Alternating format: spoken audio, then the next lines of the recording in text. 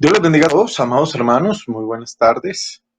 Eh, Qué bueno poder compartir una vez más esta tarde con todos ustedes para continuar con nuestro estudio de la epístola a los romanos. Vamos a dar un momento, como siempre, para que otros hermanos se unan a esta transmisión.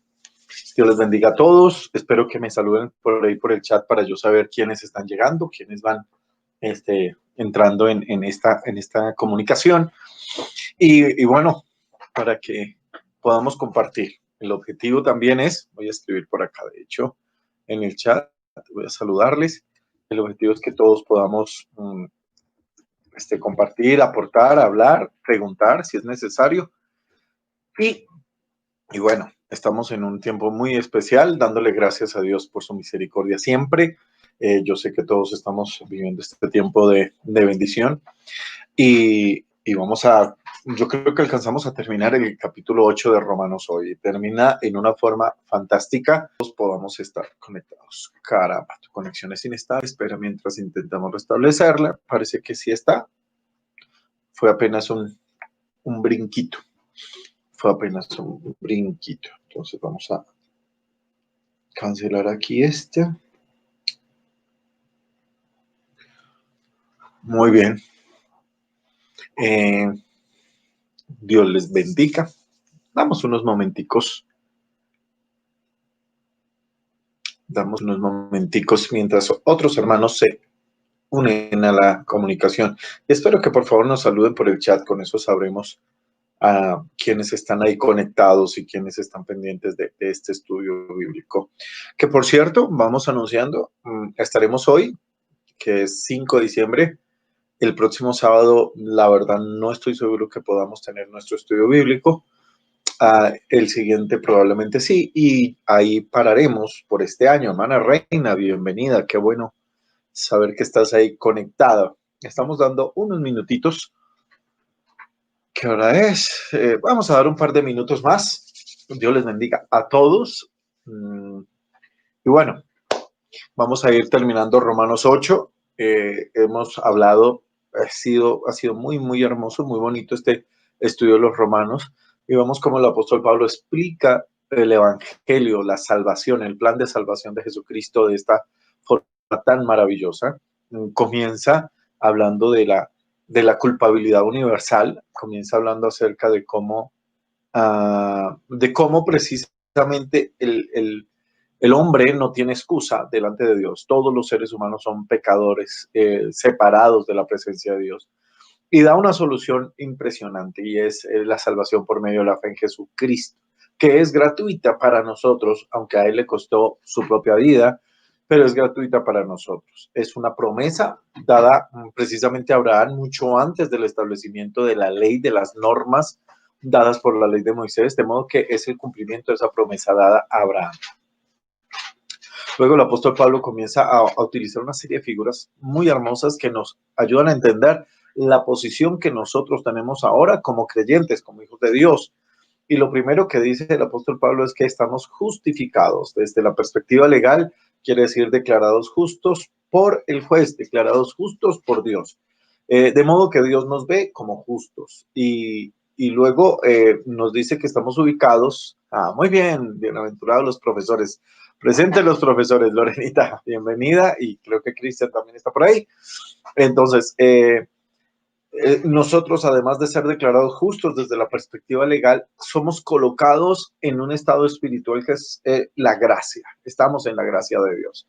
Dios te bendiga a mi tía Helen y a todas las tías y a mi mamá que están ahí conectaditas. Dios las bendiga. Un saludo con todo el corazón. Entonces, nosotros somos justificados, declarados justos desde la perspectiva legal, pero además somos puestos en la gracia de Dios. Y la gracia de Dios es como una burbuja en la que permanecemos. Y la Biblia dice, hablando del apóstol Pablo, precisamente dice que en esa gracia permanecemos firmes, dándonos una absoluta seguridad. Quiere decir que somos santos, separados. No quiere decir que seamos perfectos, porque precisamente después de estar en esa gracia, el apóstol Pablo comienza a confrontarnos y a decirnos, tienes que entender varias cosas. Lo primero, tienes que entender que ya no eres un esclavo del pecado, que ya no le sirves al pecado, que ahora vives para Dios. No le sirves al pecado. Y por eso mismo hay una lucha en tu cuerpo, hay una lucha en tu ser contra esa naturaleza pecaminosa que está vigente, que sigue presente dentro de ti, y que te jala a hacer lo malo porque es su naturaleza, pero que con la ayuda de la presencia del Espíritu Santo en tu vida puedes obtener la victoria. Y este capítulo 8 nos ha venido mostrando precisamente cómo obtenemos la victoria. La victoria en la lucha implica que la lucha continúa, pero siempre tenemos la seguridad de la victoria. Y lo he dicho en varios sábados ya y lo reitero en esta noche, la naturaleza pecaminosa no se va, no se muere, simplemente es dominada por el Espíritu Santo que mora en nosotros. Y si el Espíritu Santo no está en nosotros, pues no somos de Cristo, dice claramente Pablo. Pero Él está en nosotros, por eso somos hijos de Dios. Y precisamente ese Espíritu Santo que está en nosotros nos da la capacidad y obtiene la victoria para nosotros sobre esa naturaleza pecaminosa, de modo que somos victoriosos. ¿Hasta cuándo? Hasta que se complete nuestra redención. Terminábamos el sábado pasado hablando precisamente de eso, de que la creación misma gime esperando la salvación total, la redención completa de los hijos de Dios. Y eso es lo que va a pasar, que nuestro cuerpo mismo va a ser transformado en un cuerpo glorificado, y cuando eso suceda, la naturaleza pecaminosa va a desaparecer. Y ahí entonces el pecado termina como tal en nosotros. Ya no tiene ninguna influencia, no existe ni siquiera el pensamiento, ni en pensamiento ni en nada, simplemente desaparece para nosotros. No ha desaparecido, por eso es que tenemos la lucha. Y terminamos hablando precisamente de que en todo esto que el Espíritu nos ayuda en nuestra debilidad para guiarnos a tener esa comunión con Dios, terminamos hablando en el 28 que todas las cosas ayudan para bien a aquellos que aman a Dios. Vamos a orar para comenzar esta tarde. Faltan algunos hermanos, pero ya hay algunos ahí conectaditos, entonces vamos a orar para comenzar. Amado Señor, bendigo tu nombre, te doy muchas gracias por esta oportunidad tan hermosa que me das una vez más, estar delante de mis hermanos, Señor, no solamente los que están en este momento presentes, sino todos aquellos que después van a consultar, van a escuchar este estudio. Te quiero pedir, Señor, que tomes el control de mis palabras, de mi vida, de todo lo que expresa mi boca, Señor. Yo quiero ser simplemente un canal a través del cual podamos entender más tu palabra y podamos entender un poco más esta maravillosa epístola, Señor. Te doy muchas gracias, Dios mío, por aquellos que están ahí en vivo y por aquellos que van a escuchar este estudio después. Los bendigo y te pido que sea de provecho para todos nosotros. En Cristo, amén y amén. Muy bien. Vamos a comenzar entonces leyendo desde el versículo 28 precisamente hasta el versículo 30. De aquí para adelante es un pasaje tan hermoso, bueno, todo es hermoso, ustedes se han dado cuenta que digo esto de la epístola de los romanos, pero es que es tan maravillosa la epístola. Pero este pasaje realmente nos ubica, nos lleva a la cima. Estaba diciendo en el recuento, toma a este hombre, Pablo, pecador, separado de Dios, reprobado por donde sea, y lo lleva, lo pasa por la sangre, por la cruz, por la sangre de Cristo, lo mete en la gracia, lo hace entender su condición, lo hace entender la lucha que vive, pero luego le entrega la victoria por medio de la relación con el Espíritu Santo, hasta proyectarlo a este punto. Lo trae desde allá, desde el capítulo 1, hasta proyectarlo a este capítulo 8, en sus últimos versículos, donde lo convierte en un vencedor total. Así que vamos a ver, versículo 28 al 30. Dice, ahora bien, sabemos que Dios dispone, voy a leer en la Nueva Versión Internacional, disculpe. Ahora bien, sabemos que Dios dispone todas las cosas para el bien de quienes lo aman los que han sido llamados de acuerdo con su propósito, porque a los que Dios conoció de antemano, también los predestinó a ser transformados según la imagen de su Hijo, para que Él sea el primogénito entre muchos hermanos. A los que predestinó también los llamó, a los que llamó también los justificó, y a los que justificó también los glorificó. Ok, este es un pasaje hermoso, grandioso, pero de mucha controversia, así que vamos ahí en la Nueva Traducción Viviente. El Quinito, bienvenido, Dios te bendiga. Y sabemos que a los que aman a Dios todas las cosas les ayudan a bien. Esto es, a los que conforme a su propósito son llamados. Porque a los que antes conoció también los predestinó para que fuesen hechos conformes a la imagen de su Hijo, para que Él sea el primogénito entre muchos hermanos. Y a los que predestinó, a estos también llamó, y a los que llamó, a estos también justificó, y a los que justificó, a estos también glorificó. Voy a leer en la Nueva Traducción Viviente para tener un cuadro completo y luego analizamos verso a verso. Y sabemos que Dios hace que todas las cosas cooperen para el bien de quienes lo aman y son llamados según el propósito que Él tiene para ellos. Pues Dios conoció a los suyos de antemano y los eligió para que llegaran a ser como su Hijo, a fin de que su Hijo fuera el hijo mayor entre muchos hermanos. Después de haberlos elegido, Dios los llamó para que se acercaran a Él y una vez que los llamó, los puso en la relación correcta con Él y luego de ponerlos en la relación correcta con Él, les dio su gloria. Espero que si hay alguno que tiene algún comentario bíblico o algo por el estilo que puedan aportar algo a la charla hoy, al estudio hoy, bienvenido. Si lo quieren hacer a través del WhatsApp de la iglesia o a través del chat de YouTube. Dios te bendiga, Estelita Landines. Qué bendición tenerte con nosotros. Ok, empecemos con el versículo 28 antes de ir a las otras. No, Nuevecita también, bienvenida. Venía diciendo el apóstol que nosotros somos llenos del Espíritu Santo, que el Espíritu Santo mora en nosotros y que es el Espíritu Santo el que nos da la victoria en esa lucha contra la naturaleza pecaminosa. Es ese Espíritu Santo y de hecho en los versículos anteriores lo dice, el Espíritu nos ayuda en nuestra debilidad y el Espíritu aún en nuestro clamor clama, gime por nosotros con gemidos indecibles, porque Él conoce la voluntad de Dios y sabe lo que Dios quiere para nosotros. Ahora bien, dice, Él conoce la voluntad de Dios y sabe lo que Dios quiere para nosotros. Ahora bien, dice, la Nueva Traducción Viviente dice, sabemos que Dios hace que todas las cosas obren para bien, cooperen para el bien de los que aman a Dios. Todas las cosas funcionan para bien de quienes lo aman, de quienes aman al Señor. Entonces, aquí es un versículo conocidísimo por todos nosotros y realmente quiere decir eso, no hay que buscarle mayor cosa. El Espíritu Santo que está en nosotros obviamente nos mete en un proceso. Dios, Padre, Hijo y Espíritu Santo, pero el Señor quiere que seamos aún más santos. El Señor quiere que seamos aún más perfectos. El Señor quiere que seamos aún más conformes a su imagen. Y precisamente en ese propósito y en ese sentido es que el Espíritu Santo obra, el Espíritu Santo comienza a trabajar en cada una de nuestras vidas. ¿Y cómo obra? Él está actuando para darnos la victoria en la naturaleza pecaminosa, pero es que eso no es, perdónenme la expresión, no es soplar y hacer botellas. ¿Por qué? Porque nosotros tenemos una tendencia muy fuerte, es lo que está en nosotros. Y es cierto, el Espíritu Santo obra esa regeneración, nacemos de nuevo, pone en nosotros la naturaleza divina, eso es nacer de nuevo, pero comienza esa lucha y la lucha es fuerte y el Espíritu Santo debe hacer una gran cantidad de cosas para que seamos nosotros los que poco a poco vayamos dominando. No es simplemente un milagro, no es sacudir una varita y que ya somos otra persona. No, no funciona así. Realmente es un proceso de crecimiento paulatino.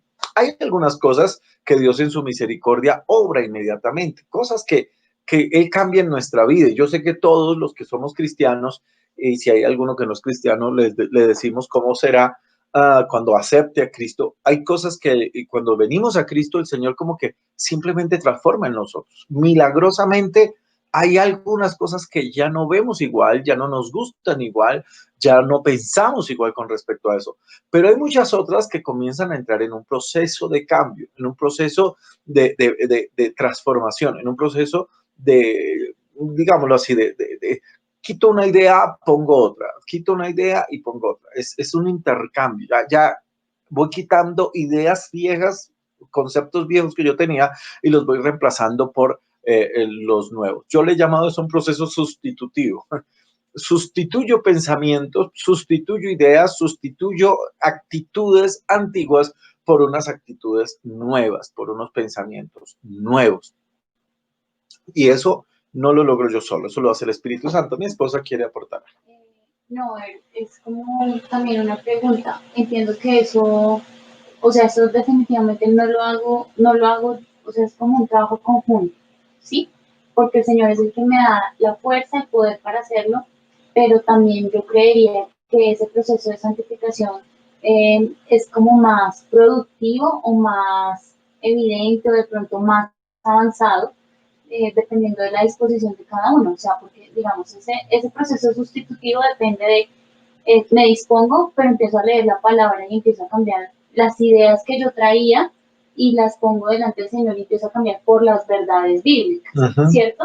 O también en el proceso de limpiar mi corazón, entonces me rindo al Señor y empiezo a tomar decisiones como perdonar, como, ¿cierto? Pero es una cosa conjunta y también tiene que ver como, o sea, la disposición de la persona. Eso Claro.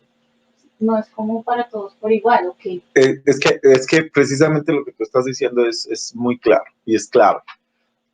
Nosotros tenemos que entender que Dios nos creó como un espíritu libre, o sea, somos seres espirituales y cuando el Espíritu Santo viene a morar en nosotros, no nos anula, o sea, no nos anula, Él está con nosotros, está en nosotros, pero seguimos siendo nosotros. En la medida en la que nosotros rendimos nuestra voluntad, en la medida en la que nosotros rendimos nuestras decisiones, en la medida en la que rendimos a él nuestro corazón, el Espíritu Santo puede tomar decisiones sobre nuestra vida y puede guiarnos hacia lo mejor. Pero al fin y al cabo, Él nos guía, Él nos muestra, nos enseña, pero quien toma las decisiones, quien actúa, quien obra, al final somos nosotros, no es Él.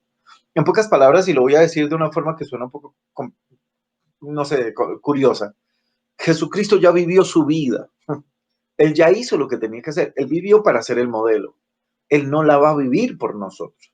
O sea, él ya llevó su cruz, ya vivió su vida, ya tuvo sus tentaciones, ya tuvo sus problemas, ya lloró lo que tenía que llorar, ya estuvo angustiado lo que tenía que angustiar. Ahora nos corresponde a nosotros pasar por un camino semejante, luchando con cosas naturales, humanas, pero con la fuerza y con la guianza del Espíritu Santo, con el modelo de Jesucristo, con el poder de Dios. Entonces nosotros podemos vencer en las situaciones similares a las que él vivió, pero evidentemente él no las va a vivir por nosotros, porque él ya las vivió. Ahora nos toca a nosotros. Es como el hermano mayor, de hecho ese es nuestro hermano mayor, que ya vivió una experiencia, la hizo por nosotros y ahora nos dice, ok, ya la hice, ahora te toca a ti, hazla. Pero además, toca a ti, tú tienes que hacerla, pero te doy la fuerza del Espíritu Santo para que te ayude como me ayudó a mí. Porque el Espíritu Santo ayudó a Cristo en su humanidad a vivir y a vencer. Entonces ahora tenemos al mismo Espíritu que nos da la fuerza para vencer de la misma manera. Entonces, sí, es cierto, en ese proceso sustitutivo, en ese proceso de santificación, en ese proceso de perfeccionamiento individual, personal, cada uno de nosotros con el Señor, evidentemente el Espíritu Santo nos guía, el Espíritu Santo intercede por nosotros, el Espíritu Santo nos acomoda, el Espíritu Santo nos lleva, el Espíritu Santo es el maestro, pero nosotros somos los que tomamos las decisiones. ¿Entienden? El Espíritu Santo no va a tomar decisiones por nosotros. Él nos va a decir lo que debemos hacer, pero nos corresponde a nosotros obedecer o no. Y ahí es donde entra la individualidad, el hecho de que somos seres de alguna forma autónomos, como Dios nos creó, de modo que una persona rendida al poder de Dios toma decisiones obedientes. Una persona medio rendida al poder de Dios a veces toma decisiones obedientes y a veces se equivoca. Y una persona que, aunque está en la gracia, no se ha rendido por completo, puede que se tropiece muchísimo y le va a costar muchísimo llegar al lugar que Dios quiere y digamos que al Espíritu Santo le va a costar más guiar a ese testaduro, a ese cabezón, que a uno que está completamente dispuesto. Y no estoy hablando de salvación, estoy hablando de proceso, ¿no? Cuando el apóstol Pablo dice, os ruego por las misericordias de Dios que presentéis vuestros cuerpos en sacrificio vivo, santo, agradable a Dios. Ustedes tienen que presentar su cuerpo, ustedes tienen que hacerlo, ustedes tienen que trabajar, ustedes tienen que tomar las decisiones. Y eso es lo que tenemos que entender. Por eso toda esta explicación. Tenemos que entender, ya no servimos al pecado. Cuando Pablo nos dice, estos tus miembros al pecado, es porque podemos hacerlo, ¿no? O sea, nosotros podemos pecar, pero también podemos no pecar. Así que lo que Pablo está diciendo es, no lo hagas. Simplemente di no. y el Espíritu Santo va a estar contigo para darte toda la fuerza para que ese no tenga contundencia. Pero puedes hacerlo. Ese es el asunto. Pero al fin y al cabo es una decisión personal. Cada uno de nosotros va gestionando, si me permiten esa palabra, manejando su vida y tomando sus decisiones. Y por eso algunos se equivocan. Pablo escribe en 2 de Timoteo, Demas me abandonó amando más a este mundo. Punto. Es el concepto de Pablo, que Demas la había embarrado. Listo. Amó más al mundo y tomó una decisión equivocada desde la perspectiva que Pablo está mencionando. Era un hombre de Dios, sí, claro, pero tomó, según Pablo, una decisión equivocada. Y ya, ahí voy. En muchas ocasiones nosotros, por muy espirituales y por muy hombres o mujeres de Dios que seamos, podemos tomar una decisión equivocada que nos va a traer unas consecuencias que no son las que Dios quería para nosotros. ¿Por qué? Porque en ese momento no escuchamos, porque en ese momento no estuvimos rendidos, porque en ese momento no obedecimos, porque en ese momento algo pasó y no estuvimos sintonizados con la voz del Espíritu Santo. Y no estoy hablando de salvación, estoy hablando de consecuencias que tal vez no eran las que Dios quería. Pero ven, ahí está la promesa y esa promesa es fantástica. El Espíritu Santo hace que todas las cosas obren para bien a aquellos que le aman. Aún mis malas decisiones, y yo diría que aún mis malas decisiones. Y eso puede que sea difícil para muchos de los que me están escuchando, porque puede que una mala decisión yo diga, pero ¿cómo el Espíritu Santo va a usar una mala decisión mía para bien? Bueno, porque me sirve de experiencia para aprender. El Señor puede usar eso para convertirlo en una experiencia que me edifique. Él quien está, en este punto cabe resaltar la importancia de aprender a confiar y depender del Espíritu Santo en todas las áreas de la vida. Amén, estoy de acuerdo. Entendiendo que Él siempre nos guiará a la voluntad de Dios. Perfecto. Y ahí es donde está el punto que a veces fallamos, el que en el confiar en el Espíritu, en el estar tranquilos, descansando en Él, porque muchas veces nos entra el afán. Y ahí viene el comentario que alguien hacía. Muchas veces yo tengo afán y al Señor parece que no lo tiene. Y entonces en mi afán puedo tomar una decisión equivocada. En mi afán puedo hacer algo que parecía que era bien y resulta que no era tan bien o no era por lo menos lo que Dios quería para mí en ese momento. Ese es el asunto. Pero con todo y eso, Dios puede hacer que las consecuencias de aún de mi decisión equivocada resulten para bien.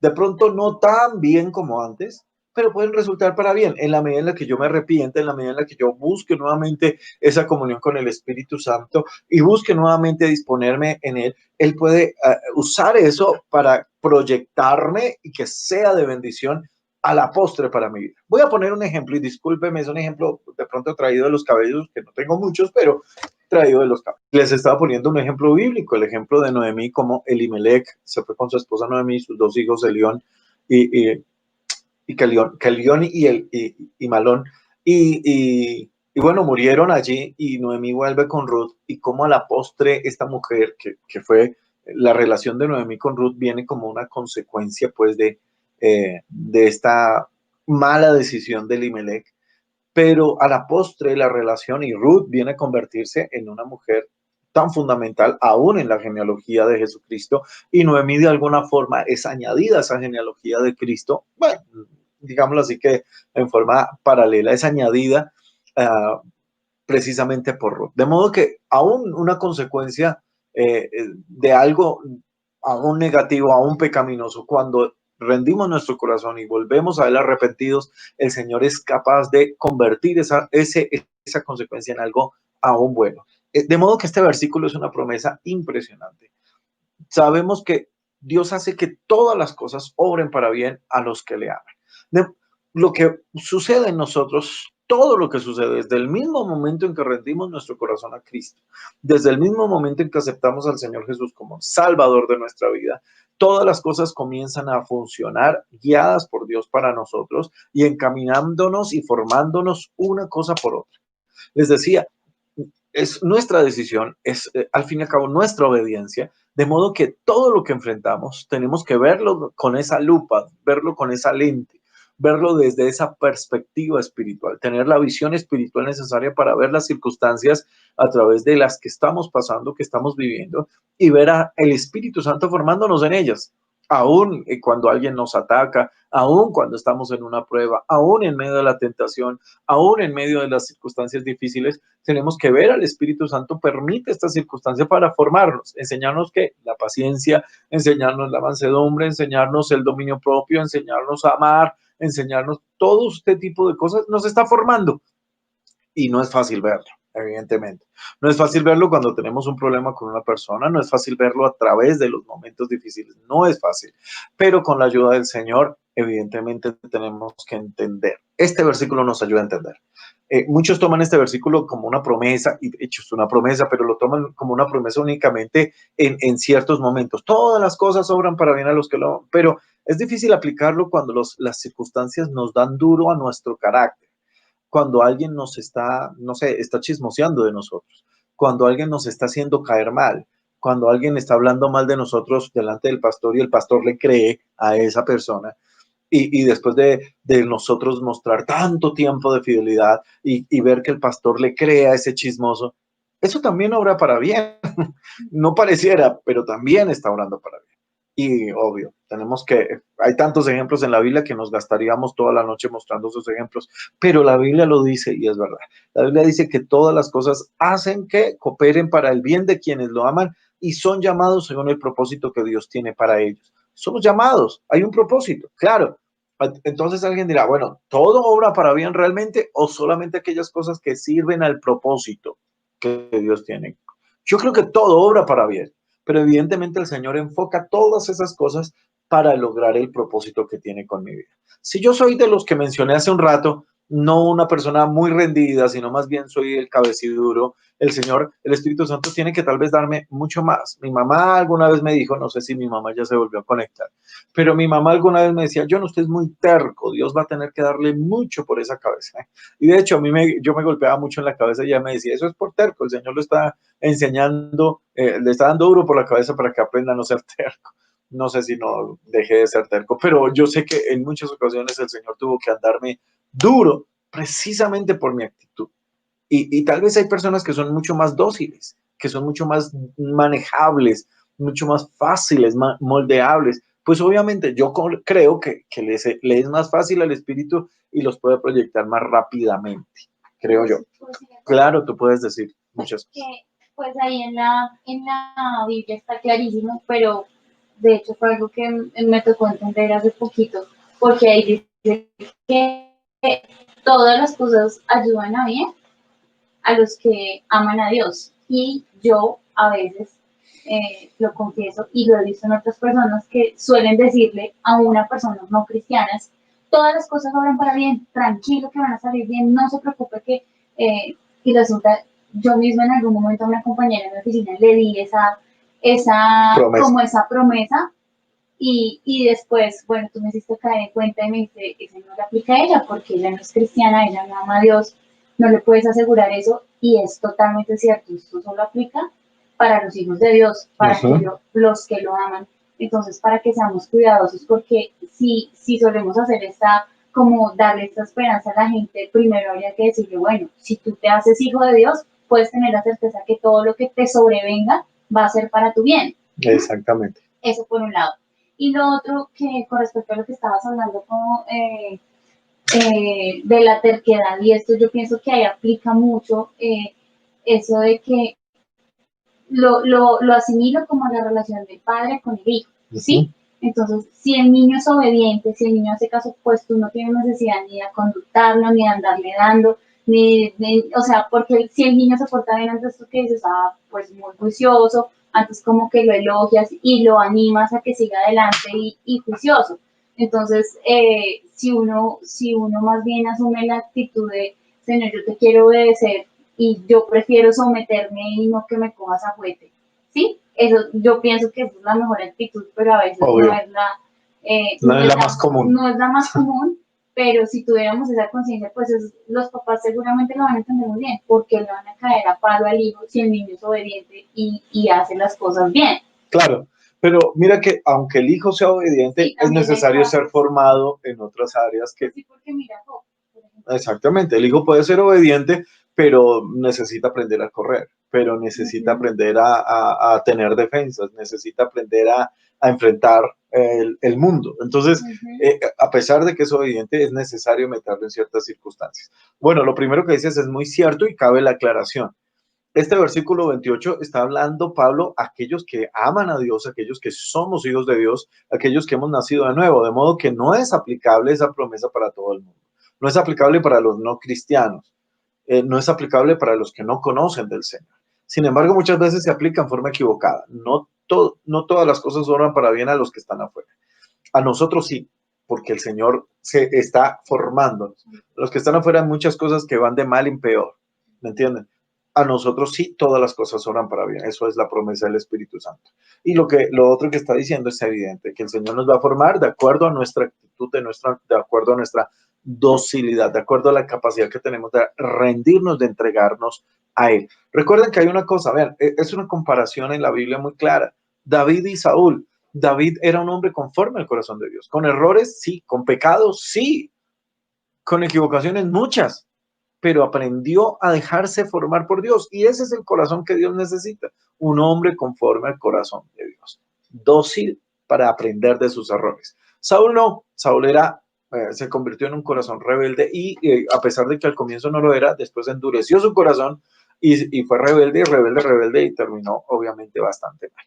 Muy bien, volvamos entonces a Romanos. Romanos entonces 8:28, lo conocemos muy bien, nos lo sabemos. Dice, todas las cosas actúan para bien de quienes lo aman, los que han sido llamados de acuerdo con su propósito. Aquí obviamente hay mucha gente que trata de hilar fino y decir, ok, ¿quiénes han sido llamados?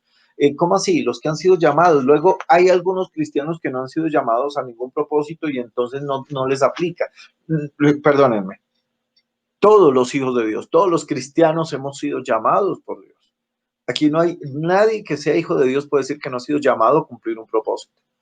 Todos, y lo hemos dicho en otras ocasiones, hemos sido llamados por Dios a cumplir un propósito a través de nuestras vidas. Él tiene un propósito con nosotros. Nos ha dado talentos, nos ha dado virtudes, tiene un plan establecido para que nosotros podamos ser útiles en sus manos. De modo que esto aplica para todos. Los que aman a Dios, los que han sido llamados, los que han sido llamados conforme a su propósito. Son llamados según el propósito que Dios tiene para ellos.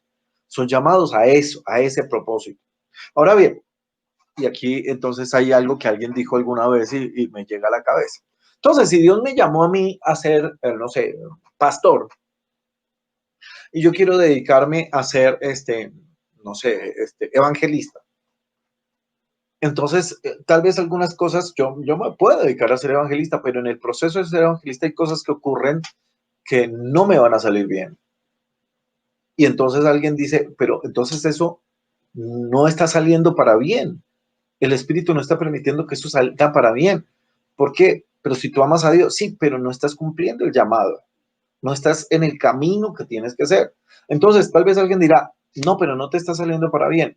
Realmente yo creo que sí le está saliendo para bien porque lo está confrontando a que se reencauce en lo que Dios quiere.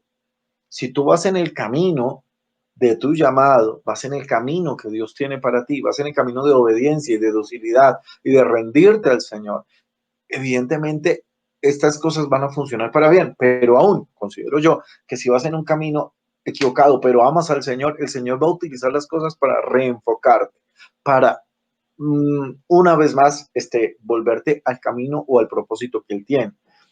En medio del propósito vas a perder. Sí, claro, se perderá tiempo, se perderá dinero, se perderán oportunidades, pero si tú entiendes espiritualmente y reconoces lo que Dios está haciendo, puedes reenfocarte al propósito, al llamado que Dios tiene con tu vida.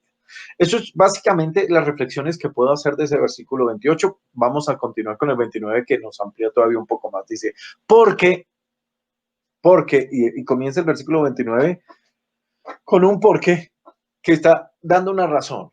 Los porqués precisamente dan razones. Entonces, todas las cosas obran para bien a los que conforme a su propósito son llamados porque hay una razón. ¿Cuál es la razón? Porque a los que Dios conoció de antemano, wow, y este versículo sí que nos puede hacer estallar la cabeza porque hay una gran discusión acá. A los que Dios conoció de antemano también los predestinó a ser formados según la imagen de su Hijo para que Él sea el primogénito entre muchos hermanos. Y bueno, ya lo hemos leído en las otras versiones, pero muchas personas toman este versículo como si Dios predestinara a las personas para salvación. Y yo creo que es bastante claro, no sé por qué lo piensan así, es bastante claro que el Señor aquí no está hablando de salvación, está hablando de propósito, está hablando de llamado, está hablando de lograr algo con cada uno de nosotros. ¿Quiere decir que Dios predestinó a alguien para algo? Obviamente Dios, en su conocimiento anticipado, sabía que cada uno de nosotros íbamos a servirle y Él preparó un trabajo, Él preparó un propósito, Él preparó un plan con cada uno de nosotros. Anticipadamente, sí, claro, anticipadamente lo preparó. ¿Nos obliga a eso? No, nunca. Ya lo hemos hablado, Él no nos obliga, pero Él tiene un plan preparado y quiere que nosotros caminemos por ese plan. Obvio que quiere que caminemos por ese plan. Es más, Él sabe que si caminamos por ese plan vamos a ser bendecidos, vamos a ser útiles y vamos a alcanzar la plenitud de la bendición que Él necesita de nosotros. ¿Qué pasa si renunciamos a caminar en ese plan? Bueno, el Señor continuamente nos va a ir acomodando las cosas para que seamos lo más productivos posibles en donde quiera que estemos. Sin embargo, hay un plan perfecto. Entonces, lo que está diciendo, a los que antes conoció, dice, porque a los que antes conoció, también los predestinó para que fuesen hechos conformes a la imagen de su Hijo. Dice, Dios conoció a los suyos de antemano y los eligió para que llegaran a ser como su Hijo. Entonces, hay un plan predestinado. El plan primordial con todos nosotros, independientemente de llamados y ministerios y lo que sea, el plan primordial con todos nosotros es que seamos conforme a la imagen de su Hijo. Y aquí Pablo está diciendo algo muy especial. Vuelvo al capítulo 3, 1, 2 y 3. Hay un hombre pecador, separado, sin excusa de Dios. Se arrepiente, acepta a Cristo como Señor y Salvador, es justificado, es puesto en la gracia de Dios. Se le hace consciente de que ya no es esclavo del pecado. Comienza su lucha contra la naturaleza pecaminosa. El Espíritu Santo lo llena y comienza a darle la victoria. ¿Hasta dónde? Comienza un proceso de santificación. ¿Hasta dónde? Hasta que sea conforme a la imagen de su Hijo. El plan de Dios es que cada uno de nosotros llegásemos a ser conformes a la imagen de Dios, conformes a la imagen de Jesús. Ese es el propósito. Ese es el plan para el cual estamos predestinados. Ese es el plan para el cual el Señor vino. Y eso es lo que Él quiere. Entonces, todo lo que nos sucede tiene un objetivo, que tú y yo mostremos la imagen de Jesús. Ese es el objetivo. Ese es el objetivo, la columna vertebral del plan de Dios con nuestra vida, independientemente de ministerios, de pastorado, de evangelismo, de misioneros. El plan de Dios es que mostremos a Jesús y que nosotros seamos semejantes a Jesús. ¿Para qué? Para que Él sea el primogénito, Él sea el hermano mayor entre muchos hermanos. Los hermanos deben parecerse, tienen características similares. Y Él es el hermano mayor y nosotros seamos sus hermanos y la gente nos reconozca como sus hermanos, como hermanos de Cristo. Impresionante que el Señor no se avergüenza de llamarnos sus hermanos. Nosotros somos sus hermanos menores, Él es el hermano mayor. Ha mostrado, como lo dije hace un rato, Él marcó el camino, dijo, así se debe vivir, ahora ustedes pueden hacerlo. Yo les di el ejemplo, háganlo así. Enfrenten la tentación así, enfrenten la prueba así, enfrenten la soledad así, enfrenten la muerte así, enfrenten el pecado así. Él mostró el ejemplo. Y si nosotros fuimos llamados por Dios, nos predestinó y nos ha preparado para que vivamos como Jesús. Para eso fue que nos llamó. No para que nos inventemos una nueva estilo de cristianismo. No estamos llamados a inventarnos una nueva forma de vida. No, estamos llamados a ser como Jesús. Punto. A actuar como Jesús, a responder como Jesús, a vivir como Jesús viviría. A eso nos predestinó el Señor. No está hablando de salvación. Por eso este versículo tan manipulado para tratar de hablar de predestinación en cuanto a la salvación no tiene nada que ver con la predestinación. Está hablando simplemente de que a ellos que conoció de antemano. ¿Y por qué los conoció de antemano? Porque es que el Señor conoce a todo, en todo momento. Recuerden que Él es omnisciente, en todo tiempo Él ya sabe. Entonces a esos que iban a ser cristianos, de antemano los conoció y los predestinó para que sean como Jesús. Esa es la labor, ese es el propósito fundamental con todos aquellos que han aceptado, que están aceptando y que van a aceptar en un futuro al Señor Jesús como Señor y Salvador de sus vidas. De modo que este versículo 29 básicamente dice eso. Hay un propósito contigo, independientemente del ministerio o lo que sea. El propósito es que seas como Jesús. Punto, ya tienes un propósito. Y si tú amas a Dios, Dios te ha llamado con un propósito. ¿Cuál es el propósito? Que seas como el Hijo de Dios, para que Él sea tu hermano mayor y tú seas como uno de sus hermanos. Espero que me estén oyendo, no hay ningún comentario. El Quinito no, tomó la decisión de no seguir escribiendo. No, tranquilos, ya no se va a cortar más la comunicación. Espero que todos estén allí. Muy bien, sigo. Versículo 30. Y este versículo es tremendo porque nos da una especie de pasos. Voy a leerlo en la Nueva Versión Internacional. A los que predestinó para ser como el Hijo de Dios, también los llamó. A los que llamó, también los justificó, y a los que justificó, también los glorificó. Y entonces habla del proceso. Se escucha bien. Gracias, Cristian. Dios te bendiga. Entonces habla de un proceso. A esos que aceptan a Cristo, que ya los tiene predestinados para que sean formados como Jesús, entonces los llama, los justifica y los glorifica.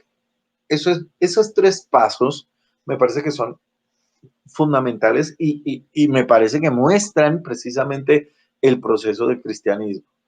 El llamado de Dios, primero, recuerden, y hemos hablado en otras ocasiones del llamado, Dios llama para la salvación, Dios llama al cristiano para la santificación, Dios llama al cristiano para cumplir un propósito, Dios llama a todos para que vivamos en consagración. Entonces, ese llamado, Dios nos llama, pero después de eso, dice que nos justifica. Una persona, nadie puede ser justificado si no ha sido llamado. O sea, el Señor nos llama a todos para la salvación. Y a esos que llama, los que aceptan a Cristo son ahora justificados. Los que pasan por la cruz de Jesús son justificados. Y esos que son justificados, entonces les da la gloria de Dios en su vida, les da la glorificación. Yo no creo, y me disculpan, no sé si alguien o en algún comentario dice otra cosa, pero yo no creo que los glorificó o esa glorificación se refiera a la resurrección y al cuerpo glorificado. A mí me parece que eso se refiere al tener la gloria de Dios en nosotros, tener el poder y la gracia de Dios en nosotros. Voy a leerlo en la Nueva Traducción Viviente, dice: después de haberlos elegido, Dios los llamó para que se acercaran a Él. Y una vez que los llamó, los puso en la relación correcta con Él. Ahí está la justificación. Y una vez que los puso en la relación correcta con Él. Y luego de ponerlos en la relación correcta con Él, les dio su gloria. A veces cuando leemos la palabra los glorificó, pensamos que se está refiriendo al cuerpo glorificado únicamente. Pero yo realmente creo, como dice la Nueva Traducción Viviente, que se está refiriendo a que nos dio su gloria. La gloria de Dios mora en nosotros. La presencia de Dios mora en nosotros, la plenitud de Dios mora en nosotros. Y alguien pensará, ¿cómo es posible que la gloria de Dios mora en nosotros? Pues Jesús lo dijo en Juan capítulo 14, que el que me ama, mi Padre le amará y vendremos a Él y haremos morada con Él. Así que estamos hablando de que la plenitud de Dios está en nuestra vida, y si está la plenitud de Dios, está la gloria de Dios en nuestra vida. Y esa gloria es la que Dios quiere manifestar a través de nosotros al mundo. Esa gloria es la que Dios quiere manifestar a través de nosotros. Porque Él nos da su gloria. Y nos da esa gloria para que vivamos en una forma sobrenatural y fantástica. Hemos sido llamados, el Señor nos llamó. Hemos sido escogidos para ser como Jesús. Hemos sido justificados. Ya no hay una condena sobre nosotros. Y ahora el Señor nos dio su gloria para que vivamos de una forma maravillosa, de una forma, podemos decir, sobrenatural. Así que el Señor y el apóstol Pablo está ubicándonos en una posición fantástica en la que el Espíritu Santo permite las cosas para nuestro bien, que nos está formando para que seamos como Jesús, pero además para que mostremos la gloria de Dios. Ese es el punto. No solamente vivir como Él, sino mostrar la gloria de Él. Que a través de nosotros la gloria de Dios sea manifestada. Me parece que es clara la secuencia. Nos llama, nos justifica, permite que todas las cosas que alrededor nos ocurran nos encaminen hacia ese propósito para llevarnos a ser como el Hijo de Dios, pero no solamente llevarnos a ser una copia del Hijo de Dios, sino darnos la gloria del Hijo de Dios para manifestarla al mundo. Y aquí es coherente con lo que el Señor Jesucristo dijo, que nosotros haríamos las cosas como Él las hizo y aún mayores, porque el Espíritu Santo vendría sobre nosotros y porque Él iba al Padre. Vamos a leer, creo que tenemos a un tiempito. Wow, ya el tiempo ha avanzado. Con ese corte que tuvimos, perdimos unos minutos, así que si me regalan unos 10 minuticos, leemos, aunque sea del versículo 30, aunque realmente podría leer el versículo 31 y el 32 y dejamos pendiente el resto. Dice el 31, ¿qué diremos frente a esto? ¿Qué diremos frente a esto? Si Dios está de nuestra parte, ¿quién puede estar en contra nuestra? El que no escatimó a su propio Hijo, sino que lo entregó por todos nosotros, ¿cómo no habrá de darnos generosamente junto con Él todas las cosas? Qué tremendo, tremendo versículo. ¿Qué pues diremos a esto? Si Dios es por nosotros, ¿quién contra nosotros? El que no escatimó a su propio Hijo, sino que lo entregó por todos nosotros, ¿cómo no nos dará también con Él todas las cosas? Termino leyendo la Nueva Traducción Viviente. Dice versículo 31. ¿Qué podemos decir acerca de cosas tan maravillosas como estas? Si Dios está a favor de nosotros, ¿quién podrá ponerse en nuestra contra? Si Dios no se guardó ni a su propio Hijo, sino que lo entregó por todos nosotros, ¿no nos dará también todo lo demás? Bueno, leemos primero el 31. Pablo termina con una pregunta retórica. Esto es una pregunta retórica, no está esperando una respuesta de parte de nadie. Simplemente él, después de escribir todo esto, como que se maravilla. Se maravilla diciendo, o sea, ¿qué decimos ante todo esto? ¿Qué podemos decir ante toda esta maravillosa gracia y misericordia de Dios? ¿Qué podemos decir ante una salvación que nos da por gracia? Gratuitamente fuimos declarados justos.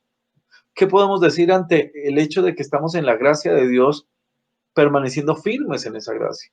¿Qué podemos decir con el hecho de que ahora no podemos no pecar? ¿Qué podemos decir con el hecho de que ahora podemos obtener la victoria por el Espíritu Santo? ¿Qué podemos decir con que el Espíritu Santo ahora no? Todo lo que ocurre es guiado por Él y nos ayuda y nos proyecta para bendición.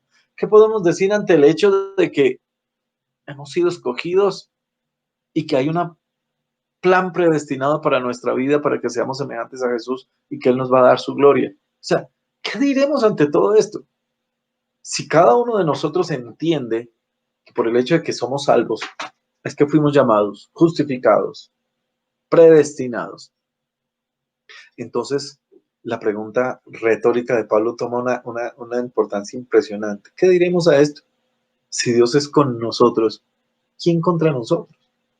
O sea, si entendemos toda esta secuencia, en qué momento y por cuál circunstancia podríamos pensar de que Dios se olvidó de nosotros o que Dios nos abandonó para que el enemigo nos vapulee por donde quiera, nos golpee de la forma en que quiera? ¿Quién podría imaginar, después de entender toda esta posición en la que estamos, que el enemigo puede, no sé, dañarnos?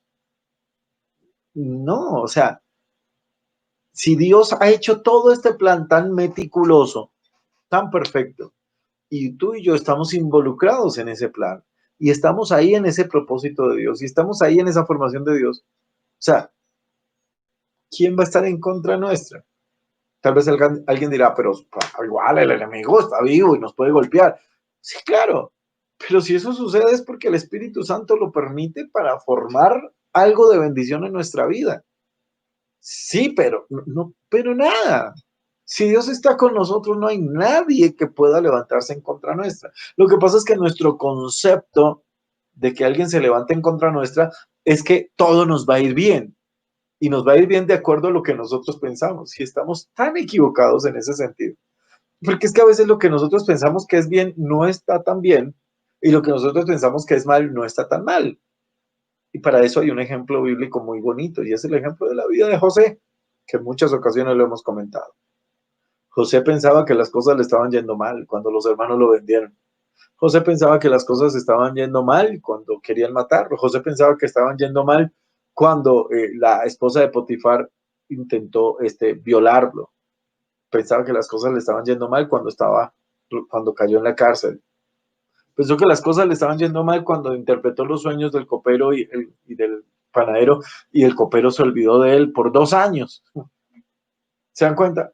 José tuvo todo para pensar que las cosas le estaban yendo mal, y la Biblia no lo dice, pero yo creo que José lo pensó. Y yo creo que en muchas ocasiones José en oración le decía al Señor: Señor, pero yo he sido fiel. ¿Por qué esto, Señor? ¿Por qué me permites esto? Yo te amo, pero ¿por qué esto? Así como muchas veces nosotros lo decimos: Señor, yo te amo, pero ¿por qué me permites pasar por esto? Y resulta que lo que José veía como un descenso, para Dios era una formación y un ascenso para cumplir un gran propósito. ¿Quién contra nosotros? ¿Realmente los hermanos de José lograron estar en contra de José? ¿Lograron afectar negativamente a José? Tal vez alguien dirá: sí, claro, lo metieron en una cisterna, lo vendieron. Sí, sí, sí, pero eso es ver demasiado puntual.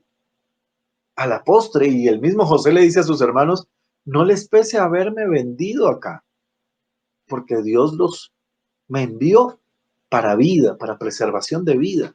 Así que Dios usó aún la envidia, los celos y la rabia de ellos para preservación de vida. ¿Quién contra nosotros?